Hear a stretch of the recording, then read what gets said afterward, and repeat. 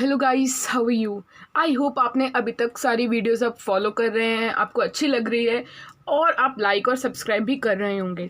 तो आज हम स्टार्ट करते हैं फ्लेमिंगो एनसीईआरटी क्लास 12 सीबीएसई के सेकेंड चैप्टर से, that is lost spring, stories of stolen childhood written by Anees Jung. अब आपको टाइटल से थोड़ा सा आइडिया लग गया होगा कि ये जो स्टोरी है, ये जो चैप्टर है, it's something related to childhood, क्योंकि यहाँ पे लिखा है स्टोरीज ऑफ स्टोलन चाइल्डहुड।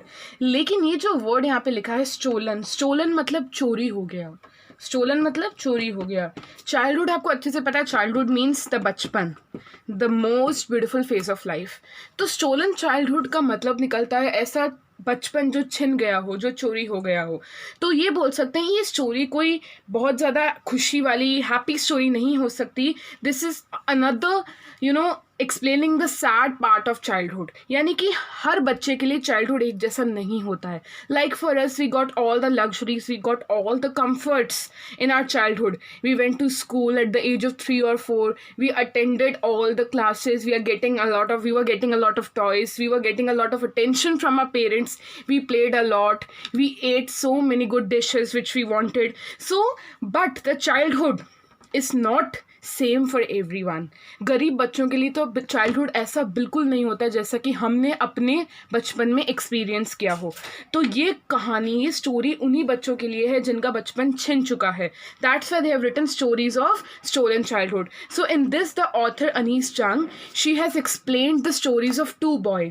एक है Saheb. What is the name of one boy? The first boy, जैसे कि मैंने बताया दो स्टोरीज हैं। तो पहली स्टोरी है साहिब की एंड नेक्स्ट स्टोरी है मुकेश की।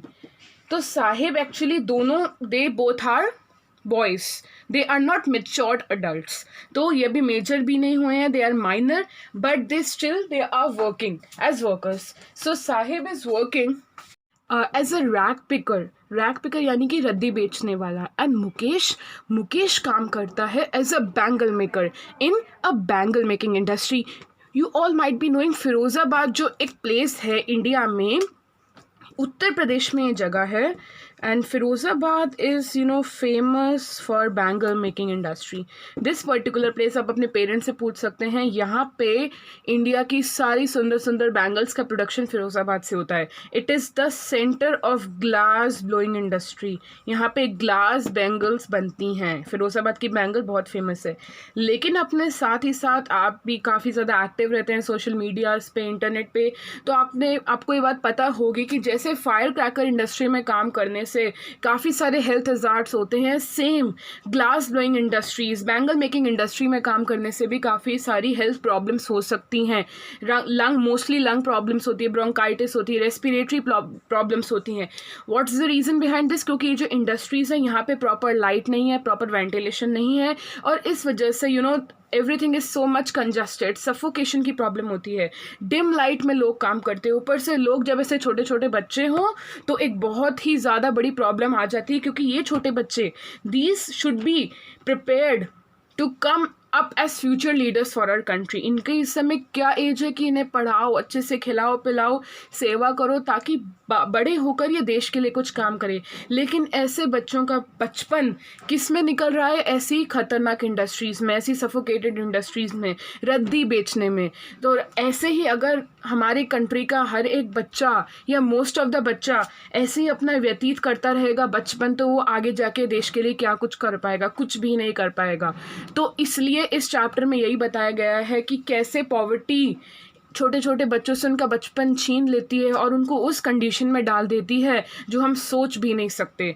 तो ये चैप्टर बेसिकली उस बारे में है। यहाँ पे हम दोनों स्टोरीज़ को डिटेल में जानेंगे, क्योंकि इस चैप्टर में ऐसे बहुत सारे इंपॉर्टेंट पॉइंट्स हैं जो आपको याद रखने होंगे, like the grim conditions, the prevailing miserable conditions at the bangle making industry.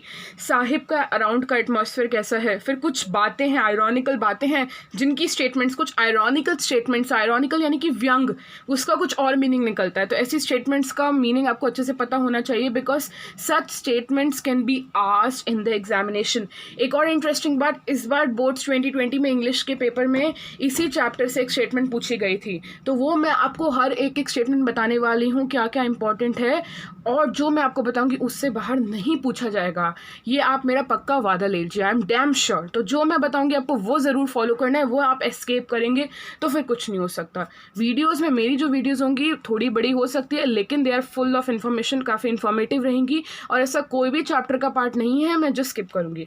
तो चलिए स्टार्ट करते हैं। तो सबसे पहले चैप्टर का फर्स्ट इंस्टेंस है जब Anees, who is Anees, she is the author of this chapter लॉ स्प्रिंग। तो वो साहिब से मिलती हैं। साहिब कौन है? एक रैग पिकर है। साहिब कौन है? एक रैग पिकर यानी कि रद्दी बेचने वाला। तो वो कहती है Anees meet Saheb. Where she meets, Anees कहती है कि I meet Saheb every day, I encounter Saheb every day. यानी कि शी यहाँ पे किसके लिए यूज़ किया गया? अनीस के लिए। वो बोलती है कि आई एनकाउंटर यानी कि मेरा उससे आमना सामना होता है हर रोज़। कहाँ पे? गार्बेज में। अब गार्बेज में कैसे हो सकता है? ऑब्वियसली वो एक रैग पिकर है, उसका काम ही यही है यहाँ की कुछ चीज़ें जो भी इंपॉर्टेंट मिले रद्दी के ढेर से उठाना, कचड़े के ढेर से उठाना। तो अनीस बोलती है कि रोज़ मेरा आमना सामना साहिब के साथ कहाँ पे होता है? गार्बेज में, जहाँ पे वो कुछ ना कुछ ढूंढता रहता है, यानी कि scrounging for gold in the garbage. एक सेंटेंस क्या यूज़ किया गया है? Scrounging for gold in the garbage. तो यहाँ पे क्या बोला गया? Scrounging for gold in the garbage. अब ये एक फिर से आयरॉनिकल स्टेटमेंट है कि गार्बेज में किसी को ढूंढने पर कोई फालतू चीज़ मिल सकती है, कोई पेपर मिल सकता है, कोई कपड़ा मिल सकता है, कोई आर्ट पीस भी चलो मैं मानूँ मिल सकता है, कोई कार्डबोर्ड का टुकड़ा मिल सकता है, लेकिन गोल्ड मिलना ये पॉसिबल नहीं है। लेकिन ये जो साहिब है ये गार्बेज में इस तरीके से छानबीन करता है जैसे कि उसे गोल्ड मिल गया हो। यहाँ पे एक्चुअली गोल्ड असली सोने की बात नहीं हो रही है, यहाँ पे वो बात हो रही है कि साहिब को कभी कभी गार्बेज से कुछ ऐसी चीज़ें मिल जाती थी जिसे बेचकर वो पैसा कमा लेता था। फॉर एग्जाम्पल आप बोल सकते हो मे बी कहीं 10 रुपीज़ का नोट मिल गया, 5 रुपीज़ का सिक्का मिल गया, कोई प्लास्टिक का ढेर मिल गया जिसे वो बेच सकता है आगे जाके, न्यूज़पेपर्स काफ़ी सारे मिल गए जिसे वो सेल कर सकता है एज अ स्क्रैप और पैसे कमा सकता है और उस पैसे से वो अपनी नेसेसिटीज़ को पूरा कर सकता है। तो यहाँ पे इन सब चीज़ों को गोल्ड माना गया है और ये सब चीज़ें जब साहिब को मिलती हैं तो साहिब रोक नहीं पाता अपने आप को गार्बेज में ढूंढने से। उसे लगता है शायद फिर मेरे को कुछ ऐसी चीज़ मिल जाए जिससे मैं बेच सकता हूँ, पैसे कमा सकता हूँ, अपनी नेसेसिटीज़ को पूरा कर सकता हूँ, या किसी चीज़, कोई ऐसी इंपॉर्टेंट चीज़ जो मेरे को मिल जाए जिससे मैं यूज़ कर सकता हूँ, जो मेरे लिए शायद काम की हो। तो कुछ ना कुछ वो गार्बेज में ढूंढता रहता है। तभी यहाँ पे सेंटेंस क्या यूज़ किया गया है? स्क्राउंजिंग यानी कि ढूंढना for gold in the garbage. तो जैसे कि हमने अभी जाना कि अनीस साहिब से कहाँ मिलती है? रोज़ गार्बेज के या कचड़े के ढेर के साइड में, क्योंकि वो कुछ ना कुछ ढूंढता रहता है। और वो कुछ ना कुछ ढूंढने को क्या बोला गया है? He keeps scrounging for gold in the garbage. Here gold means some necessary things which he finds out of the garbage and he can use और sell off these things in order to fulfil the necessities of life. ठीक है, अब साहिब कहाँ का है? Sahib actually ये story है, यहाँ पे हम जो स्टोरी पढ़ रहे हैं ये स्टोरी किस जगह की है? ये स्टोरी जगह है सीमापुरी, जो दिल्ली के बाहर एक स्लम टाइप एरिया है।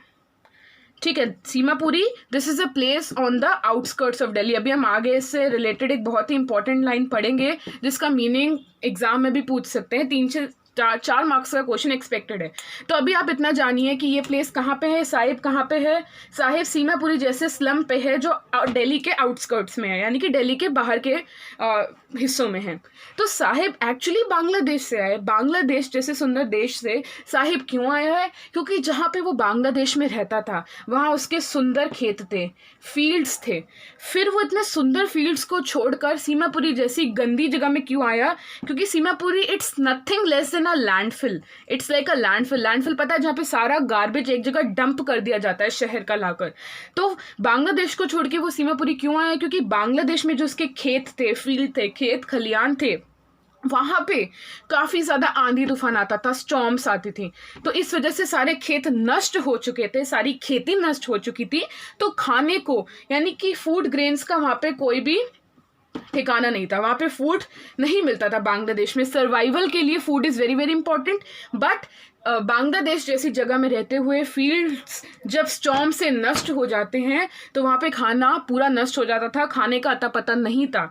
तब ये लोग भाग के आए सीमापुरी में। तो ये नियर अबाउट 1971 की बात है, जब ऐसे साहिब जैसे 10,000 बांग्लादेशी अपने उन खेतों को छोड़कर आए जहाँ पे आंधी तूफान के कारण कुछ खाने को नहीं बचता था।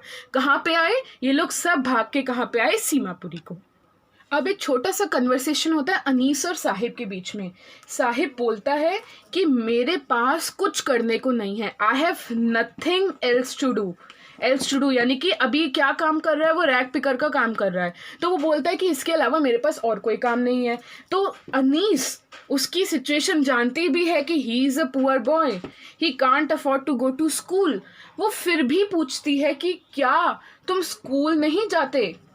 तो वो क्या बोलता है कि मेरे एरिया में स्कूल नहीं है। साहिब क्या बोलता है कि there is no school in my neighbourhood. तो साहिब भी ऐसा नहीं है कि वो शांत हो जाता है, वो फटाफट से जवाब देता है कि उसके एरिया में स्कूल नहीं है। यानी कि अगर शायद स्कूल होता तो ये बच्चा स्कूल जाने को तैयार होता।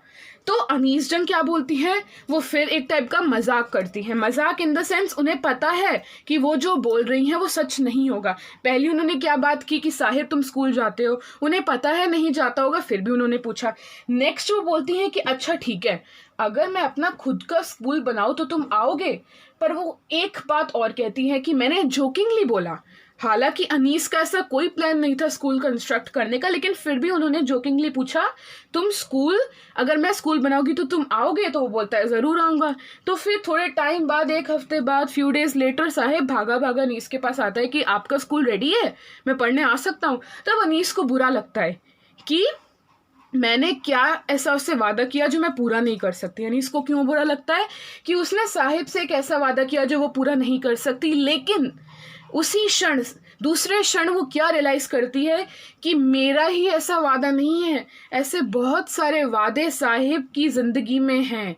ऐसे बहुत सारे प्रोमिसेस, हॉलो प्रोमिसेस उसने यूज़ किया वर्ड, ऐसे हॉलो प्रोमिसेस यानी कि कोई पूरा नहीं करने वाला। ऐसे बहुत सारे हॉलो प्रोमिसेस साहिब की ज़िंदगी में हैं जो कभी पूरे नहीं होने वाले हैं। कैसे? मे बी साहिब को या उसकी फैमिली को या वैसी 10,000 स्क्वाटरर्स को जो बांग्लादेशी भाग के आए सीमापुरी जैसी जगह में, उनको कितने सारे लोगों ने वादा किया होगा, पॉलिटिशियंस ने वादा किया होगा वोट लेने के लिए, वहाँ की म्यूनसिपल कॉरपोरेशंस ने वादा किया होगा, नगर निगम ने, लीडर्स ने वादा किया होगा। पर ऐसे बड़े बड़े वादे कभी पूरे होते हैं? नहीं होते। तो अनीस ने बोला कि सिर्फ मेरा ये वादा नहीं है स्कूल बनाने का जो पूरा नहीं हो सकता, साहिब के लिए ये कोई नई बात नहीं है। उसकी ज़िंदगी में आए दिन ऐसे वादे होते रहते हैं जो कभी पूरे नहीं होते। अब थोड़ा सा अनीस और साहिब के बीच एक फेमिलियरिटी हो गई थी, दोनों एक दूसरे को जानने लगे थे। तो अनीस ने साहिब का नाम पता किया। तो साहिब बोलता है कि मेरा पूरा नाम है साहिब आलम। अब भाई साहिब आलम का जब आप लोग मेरे से मीनिंग सुनेंगे तो आपको भी हंसी आएगी और आश्चर्य होगा, क्योंकि साहिब आलम का मीनिंग क्या है? Lord of the universe. What is the meaning of Saheb Alam? Very good, lord of the universe. Now you very well know the condition, the pity miserable condition of this boy Saheb who is a rag picker. एक रद्दी बेचने वाले का नाम का meaning क्या है? Lord of the universe. तो अनीस जंग बोलती है कि साहिब खुद को नहीं पता कि उसके नाम का मीनिंग क्या है, बिकॉज अनीस जंग वॉज एडुकेटेड, उनको पता चल गया कि साहिब आलम का मीनिंग होता है लॉर्ड ऑफ द यूनिवर्स। लेकिन वो बोलती है अगर साहिब को सच में कोई बताए कि तुम्हारे नाम का मीनिंग ये है तो वो खुद भी आश्चर्य करेगा। क्यों आश्चर्य करेगा? वो क्यों शॉक्ड हो जाएगा? क्योंकि जो नाम का मीनिंग है उस हिसाब से इसकी लाइफ होनी चाहिए एकदम रॉयल, शाही, राजसी लाइफ। लेकिन इसके नाम की मीनिंग के कंट्रास्ट में इसकी लाइफ है। कहाँ नाम का मीनिंग है लॉर्ड ऑफ द यूनिवर्स, दुनिया का राजा, और कहाँ इसकी कंट्रास्टिंग कंडीशंस है एक रद्दी बेचने वाला बच्चा जो कचड़े में गोल्ड ढूंढने के लिए हाथ पैर मारता रहता है। तो टोटली नाम और जो कंडीशंस है वो टोटली डिफरेंट है। वो बोलती है कि ये जो साहिब है ये नंगे पैर रहता है अपने बाकी सारे फ्रेंड्स के साथ, ये चप्पल स्लीपर्स नहीं पहनते ये और इसके फ्रेंड्स। और ये लोग दिन में जैसे दिन की शुरुआत होती है सुबह सुबह निकल जाते हैं, अपना रैग पिकर का जो भी काम है रैग पिकिंग करते हैं, और दोपहर को जब धूप होती है तो वापस घर की तरफ चले जाते हैं। अब नेक्स्ट मैं आपसे डिस्कस करने वाली हूँ केस ऑफ चप्पल्स। अब ये वाला बहुत ज़्यादा इम्पॉर्टेंट है, इससे रिलेटेड भी इस बार 2020, ठीक है, अभी इंग्लिश का जो बोर्ड्स हुए थे 2020 में, उसमें से एक set, one of the sets में ये क्वेश्चन पूछा गया था केस ऑफ चप्पल से related. So be very careful and listen properly, case of chappals क्या है।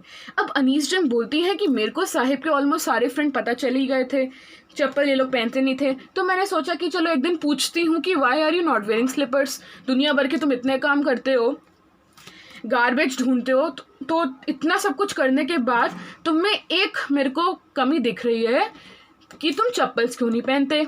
अब वो पूछती है एक बच्चे से, why aren't you wearing chappals, तो वो बच्चा क्या बोलता है, my mother did not bring them from the shelf. वो बच्चा क्या रिप्लाई देता है, यानी कि अनीस पूछती है एक लड़के से, पहले बॉय से, क्योंकि यहाँ पे 2-3 बॉय की बात की गई है, फर्स्ट बॉय से, कि तुम चप्पल क्यों नहीं पहन रहे, तो वो सीधा का सीधा दोष अपनी माँ पे डाल देता है, मदर पे, कि ये शेल्फ से चप्पल नहीं लाई। दूसरा बॉय बोलता है, अरे अगर इसकी मम्मी लाई भी होती तो भी ये नहीं पहनता। प्लीज़ फॉलो जो मैं आपको बोल रही हूँ। अनीस जंग पहले बंदे से, पहले लड़के से क्या पूछती है, तुम चप्पल क्यों नहीं पहन रहे, वो बोलता है मेरी मम्मी नहीं लाई शेल्फ से। दूसरा बोलता है अरे लाई भी होती तो ये नहीं पहनता, और खुद इसने मिसमैच्ड और डिसकलर्ड चप्पल पहनी है, यानी कि दोनों जो उसने अपने एक एक पैर में पहना हुआ है, शूज़ चप्पल जो भी है, वो डिसकलर्ड है, मैच नहीं करते। तो अनीस जंग देखती है इस बॉय के चप्पल को, तो ये अपना पैर पीछे कर लेता है ताकि अनीस जंग इसके चप्पल पे, इसके स्लीपर्स पे, इसके शूज़ पे कमेंट ना करे, ठीक है। तो अनीस जंग को समझ नहीं आता कि ऐसी सिचुएशन क्यों है।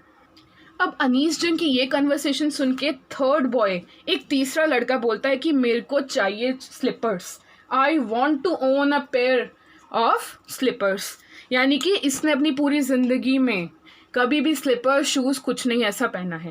तब अनीस जंग बोलती है कि मैंने काफ़ी जगह ट्रैवल की है और मैंने देखा है कि लोग क्या कहते हैं, कि मतलब जब अनीस जंग थ्रू आउट ट्रैवल करती हैं तो वो कहती हैं कि लोग, मोस्टली गरीब लोग, क्या बोलते हैं जब उनसे पूछा जाए कि तुम लोग चप्पल क्यों नहीं पहनते, यानी कि यही बच्चे नहीं है जो सीमापुरी में रहते हैं, ऐसे देश के अलग अलग कोनों में ऐसे बहुत सारे और गरीब लोग हैं, मिसरेबल पिटी कंडीशंस में रहने वाले लोग हैं जो चप्पल नहीं पहनते। तो अनीस जंग कहती है जब उनसे पूछा जाए कि तुम लोग क्यों नहीं पहनते चप्पल, तो वो क्या बोलते हैं कि it's a tradition, what they से, इट्स अ ट्रेडिशन। लेकिन अनीस जंग बोलती हैं कि ये कोई ट्रेडिशन नहीं है, ये तो सिर्फ एक्सक्यूज़ है, यानी कि चप्पल ना पहनना को ट्रेडिशन बताना, रिवाज बताना, ये सिर्फ एक एक्सक्यूज़ है। असली रीज़न क्या है, perpetual state of poverty. What is the main reason? Perpetual state of poverty. वो बोलती हैं कि चप्पल ना पहनना कोई रीति रिवाज नहीं है, ये तो सिर्फ, इसको रीति रिवाज बोलना सिर्फ एक मेयर एक्सक्यूज़ है। क्या है, मेयर एक्सक्यूज़ है। असली रीज़न क्या है कि ऐसे परिवार इतने गरीब हैं, एक परपेचुअल स्टेट ऑफ पॉवर्टी, कभी ना ख़त्म होने वाली गरीबी, लगातार एक जनरेशन से दूसरी जनरेशन से तीसरी जनरेशन पास होने वाली गरीबी है। वो उनको इतना गरीब हो चुके हैं वो लोग कि वो अफोर्ड ही नहीं कर सकते चप्पल पहनना। Like wearing chappals, wearing slippers for them is a luxury. They are so poor that they can't afford a pair of slippers for them और फॉर देयर चिल्ड्रन। और वो रीज़न क्या देते हैं, ट्रेडिशन। तो यही लाइन इंपॉर्टेंट है, यहाँ पे बोला गया है। अनीस जंग बोलती हैं कि this is a mere excuse but the actual reason is perpetual state of poverty.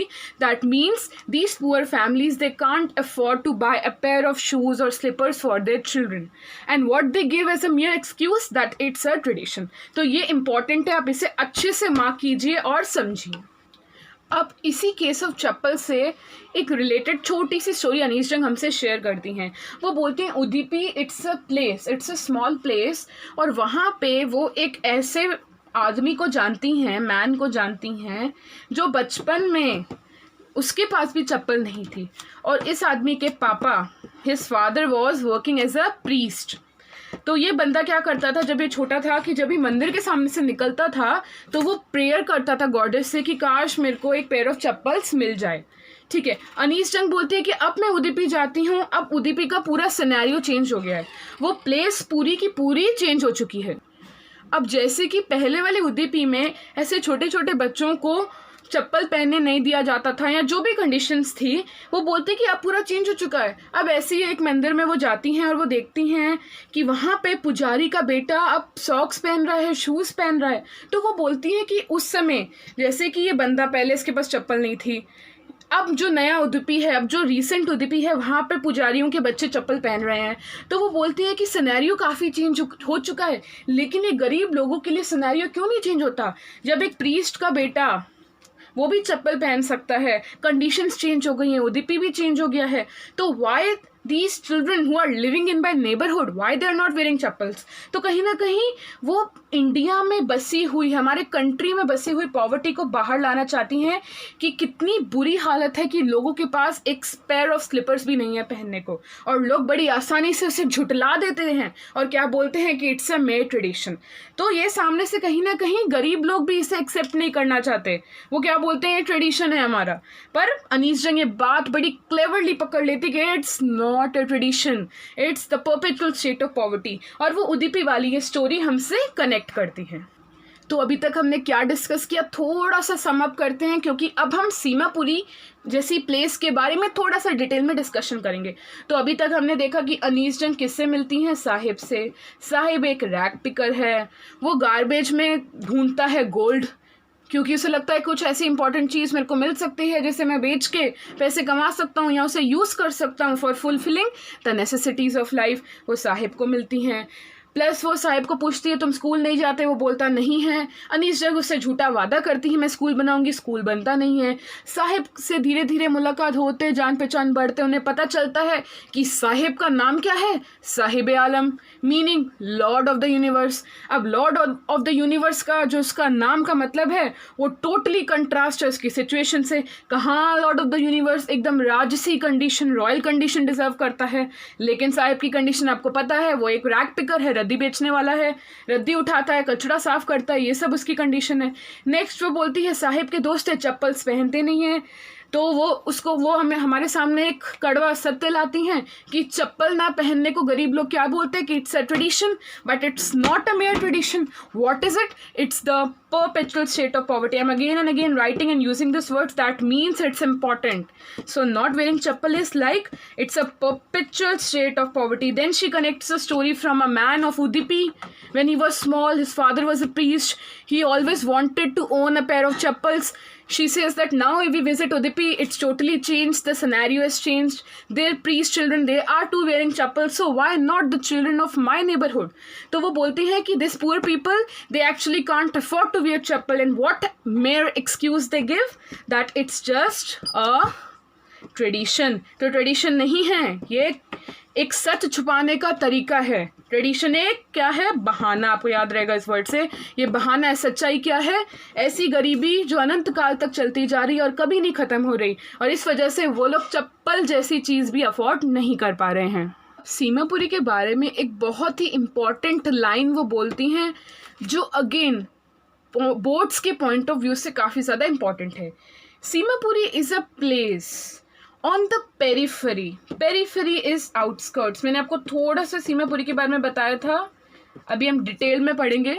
This place particular Seemapuri particular place, it's on outskirts of Delhi, yet miles away from it metamorphically, यानी कि सिम्बॉलिकली। दिल्ली से काफ़ी करीब होते हुए भी ये उससे बहुत दूर है। करीब मतलब दिल्ली से करीब होते हुए, क्यों करीब मतलब फिजिकल डिस्टेंस काफ़ी ज़्यादा कम है, ठीक है, लेकिन दूर किस हिसाब से है, दूर है फैसिलिटीज़ के तौर पर। Delhi as you know capital of India, very good. पता है दिल्ली कितना डाइवर्स है, कितना वास्ट है, बड़े बड़े ब्रांड्स हैं, बड़े बड़े होटल्स हैं, रेस्टोरेंट्स हैं, कितने सारे एक्सक्लूसिव स्टोर्स हैं, स्टैंड अलोन स्टोर्स हैं, इतने सारे फॉरेन MNCs ब्रांड, सब कुछ है दिल्ली में। Like everything which a common man needs, right, to a rich man. तो हर चीज़ है दिल्ली में, all comforts, all luxuries. So it's a fit place, comfortable place to live. उतना ही जो इसके करीब में सीमापुरी है, यानी कि फिजिकल डिस्टेंस कम है, आप दिल्ली से थोड़ा सा डिस्टेंस ट्रैवल करके सीमापुरी पहुंच सकते हो। लेकिन सीमापुरी में जो फैसिलिटीज़ का हाल है, कंडीशंस है, वो टोटली ऑपोजिट है। मतलब कहाँ दिल्ली में फैसिलिटीज़, कहाँ सीमापुरी में facilities. Seemapuri is like a landfill, slum area है, लैंडफिल है, स्लम एरिया है, कचड़े का ढेर है, लोगों के रहने का अता पता नहीं है, परमानेंट हाउस नहीं है, प्रॉपर सीवर नहीं है, प्रॉपर ड्रेनेज सिस्टम नहीं है, सैनिटेशन फैसिलिटीज़ नहीं है, वाटर ड्रिंकिंग फैसिलिटीज़ नहीं है, क्लिनलीनेस नहीं है। और कहाँ दिल्ली जिसमें एकदम फर्स्ट क्लास सारी फैसिलिटीज़ अवेलेबल हैं।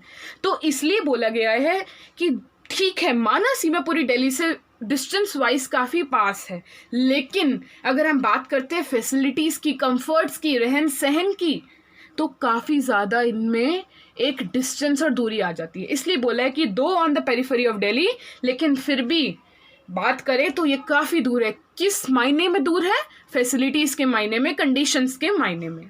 अब कहते हैं कि सीमापुरी में कौन रहता है। दिल्ली में तो आपको पता है हर कास्ट के लोग, हर society, high level, low level, middle level, ministers, बहुत सारे लोग रहते हैं। लेकिन सीमापुरी में वो लोग रहते हैं जो बांग्लादेश को छोड़कर 1971 में आ गए थे। मैंने आपको बताया बांग्लादेश के जो फील्ड्स थे वो तहस नहस हो जाते थे आंधी तूफान की वजह से, तो लोगों को खाने के लिए कुछ बचता नहीं था, तो वो लोग यहाँ पे भाग के आए 1971 में। ठीक है, तो सीमापुरी का ये कंडीशन है, वहाँ पे ऐसे लोग रहते हैं। ठीक है, वहाँ पे लोगों को क्या बोला गया है? स्क्वैटर्स, यानी कि यही गरीब लोग भाग के आए हैं। ठीक है, अब वो बोलता है कि सीमापुरी 1971 जब ये लोग भाग के आए थे तब तो सीमापुरी एक वाइल्डरनेस था, मतलब ऑलमोस्ट खाली एम्प्टी प्लेस थी। लेकिन अब क्या चेंज आ गया है कि अब ये जगह काफ़ी ज़्यादा भर गई है, क्राउडेड हो गई है। अब प्रॉब्लम कहाँ आती है? This place is crowded place, लेकिन क्राउडेड प्लेस में कोई फैसिलिटीज़ नहीं है, right from water to health care facilities to educational और मेडिकल फैसिलिटीज़, यहाँ पे कुछ भी नहीं है। तो अब डिस्कस करते हैं कि सीमापुरी की हालत कैसी है, लिविंग कंडीशंस कैसी है। यहाँ पे जो घर है, किसी ने कोई भी परमानेंट घर कंस्ट्रक्ट नहीं किया है। मड के स्ट्रक्चर्स में, मिट्टी से बने घरों में यहाँ पे लोग रहते हैं। यहाँ पे जो घरों के रूफ्स हैं वो देखो, मैं I am discussing a little more in elaborative form, क्योंकि इससे रिलेटेड आंसर्स पूछे जाते हैं एग्जाम में लिखने को, तो शॉर्ट में पढ़ाने का कोई मतलब नहीं है इस चैप्टर में। तो क्या हम वापस चलते हैं, मड के घर बनाए गए हैं। मड के घरों की जो छत है ऊपर की, टिन एंड तारापुलिन। ठीक है, कोई पक्का हाउस वाली यहाँ पे बात ही नहीं है, सब टेम्परेरी है, कब उड़ जाए बारिश आंधी तूफान में किसी को कुछ नहीं पता। तो टिन और तारापुलिन की यहाँ पे छतें हैं।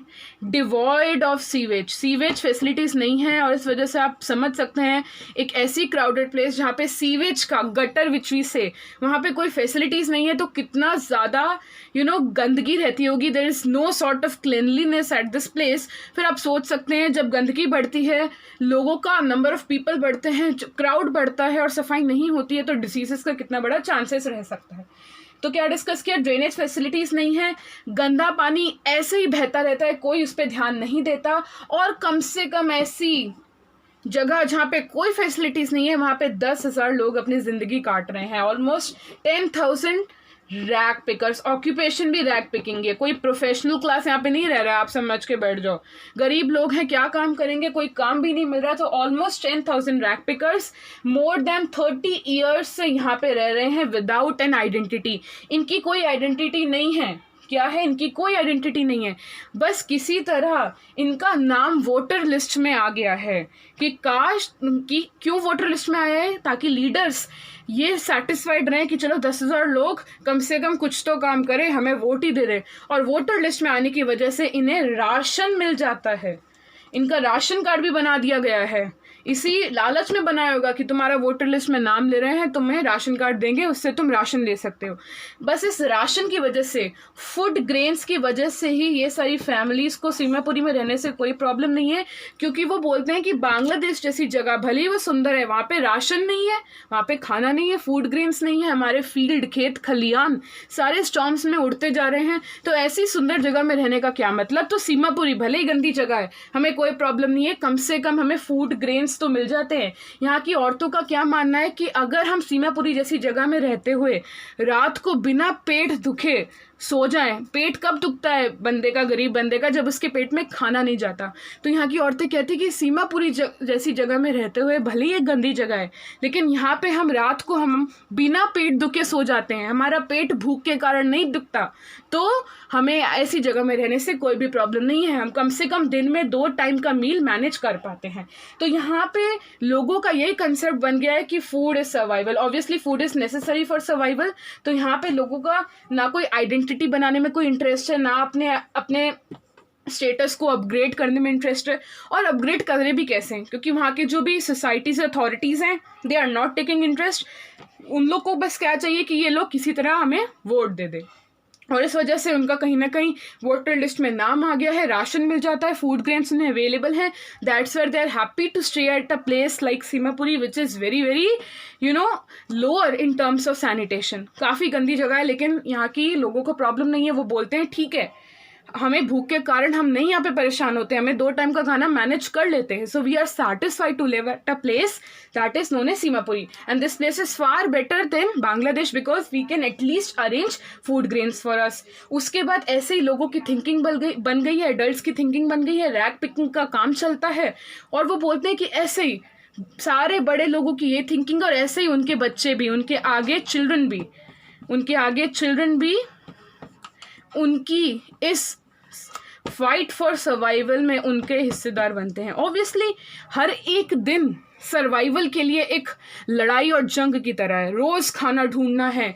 परमानेंट घर नहीं है, तो रोज़ हर दिन हर पल एक जंग की तरह बीतता है, और इसी जंग में उनके बच्चे भी उनकी सहायता करते हैं और रैक पिकिंग जैसे बिजनेस को आगे बढ़ाते हैं।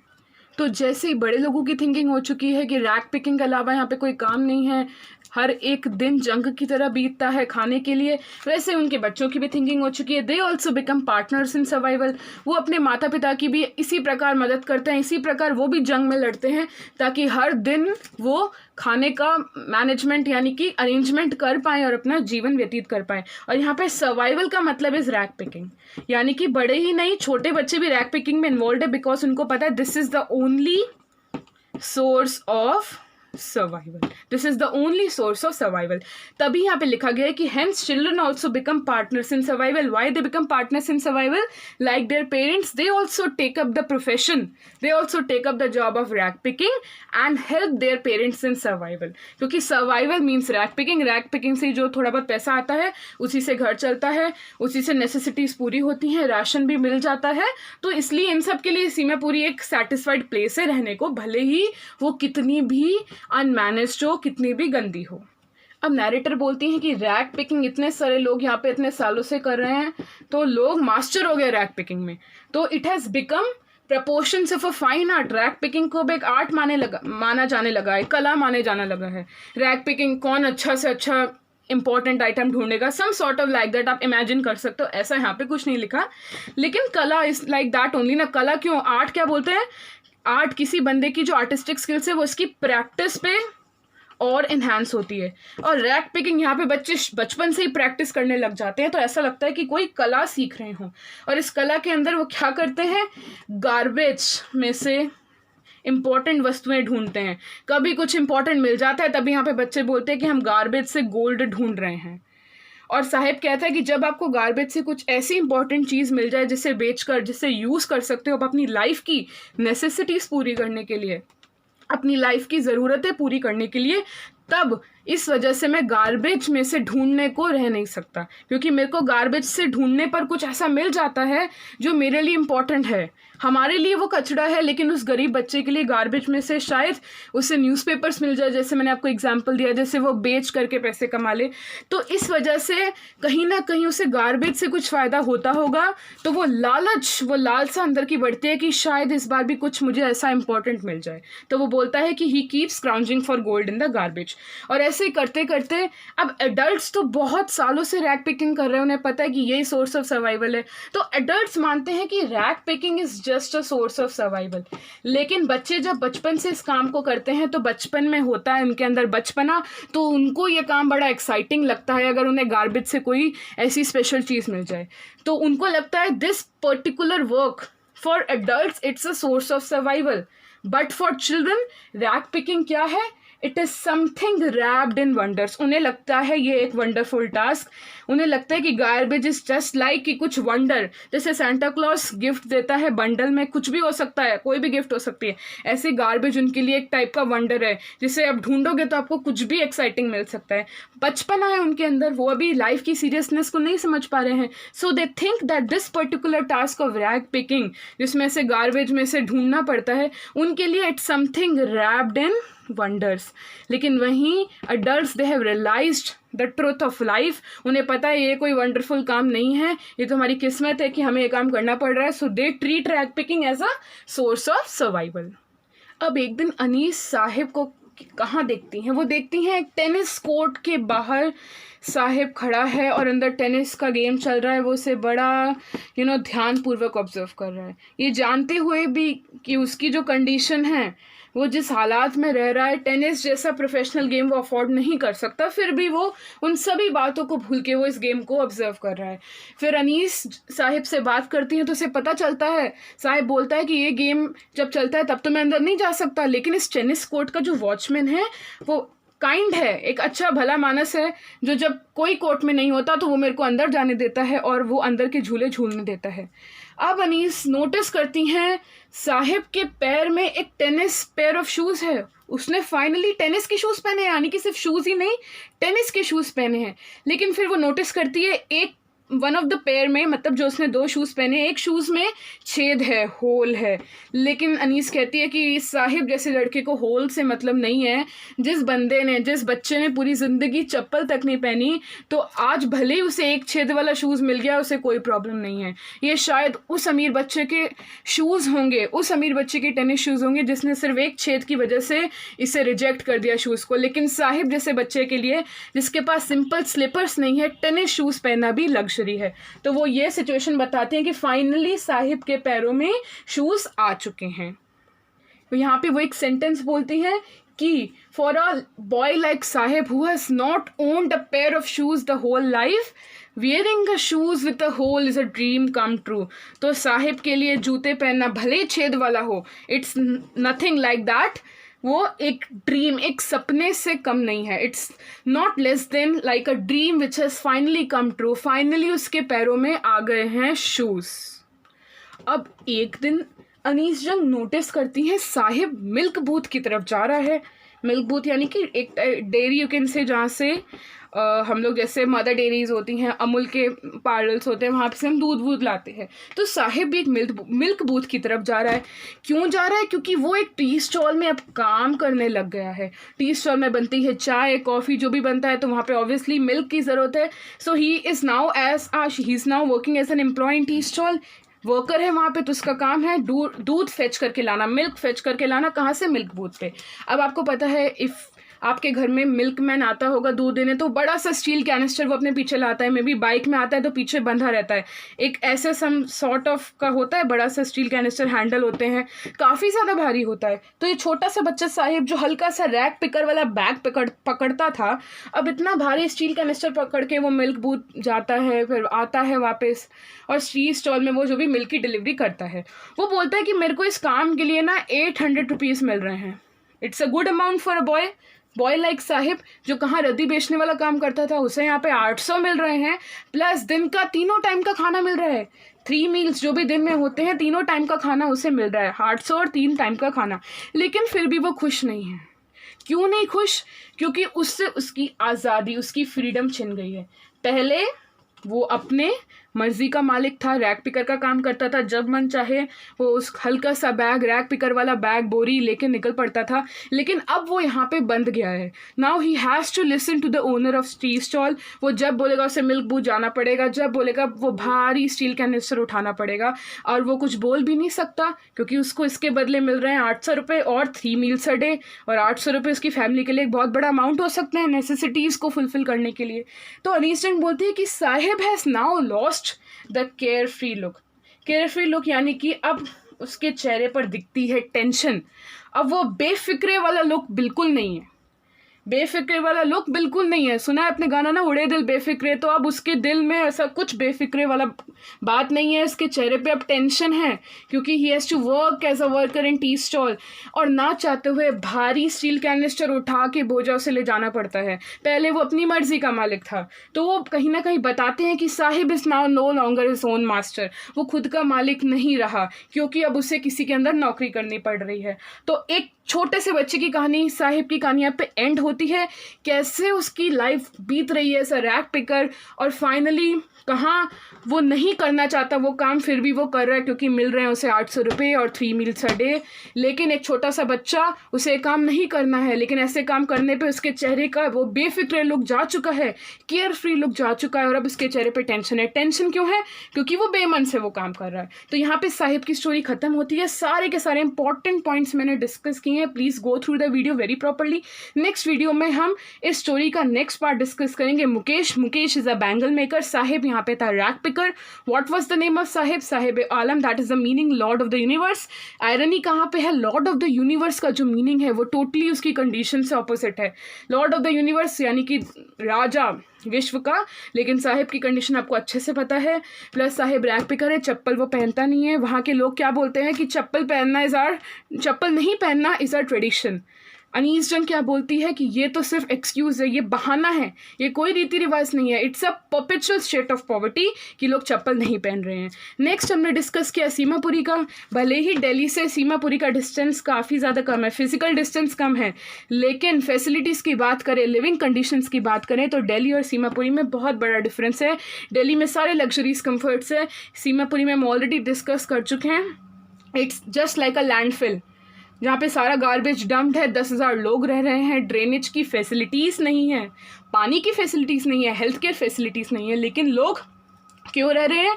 क्योंकि उन्हें पसंद है इस जगह पे रहना, क्योंकि वहाँ पे वो फूड ग्रेन्स का इंतज़ाम कर सकते हैं, वो अपना पेट भर सकते हैं जो वो बांग्लादेश में नहीं कर सकते थे। तो सारे इंपॉर्टेंट पॉइंट्स इस वीडियो में हैं, आपको बुक उठाने की ज़रूरत नहीं है, इससे आगे कुछ नहीं पूछेंगे। So I hope you like the video. Please like the video, subscribe the channel, share with your friends if you are really liking. You can please give your comments and suggestions and hit the bell icon for the latest notifications. So thank you guys.